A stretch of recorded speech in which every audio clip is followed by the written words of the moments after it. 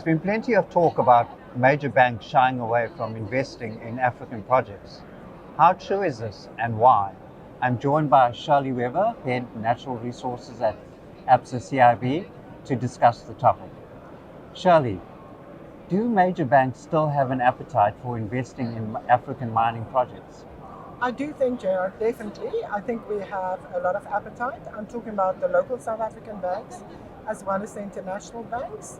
I do think from an ABSA point of view, we definitely look at various commodities. That includes gold, copper, palladium, platinum, but also the more renewable type of commodities that's going to be very important for sustainability going forward, like graphite, lithium. I do think there's appetite. There's a few factors that we'll have to consider when looking at those projects, but still, I think ABSA is very excited about the future of mining in Africa. What are these factors that you look for when you want to invest in a mining project? We definitely, as ABSA, we look at a country risk profile. That's the first point for everything.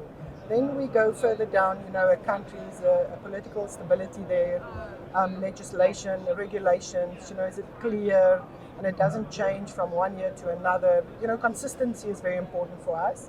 And then going through to, for example, the commodity, the geology, the corporates wanting to invest there, the management looking after, those reserves and resources. So a few factors that we have to look at.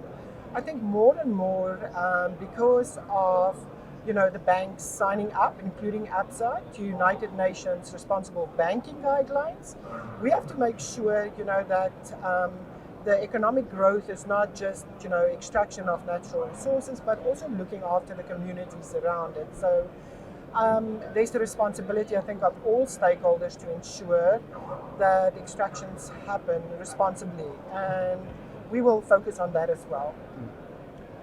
What are the commodities that banks are looking for to invest in?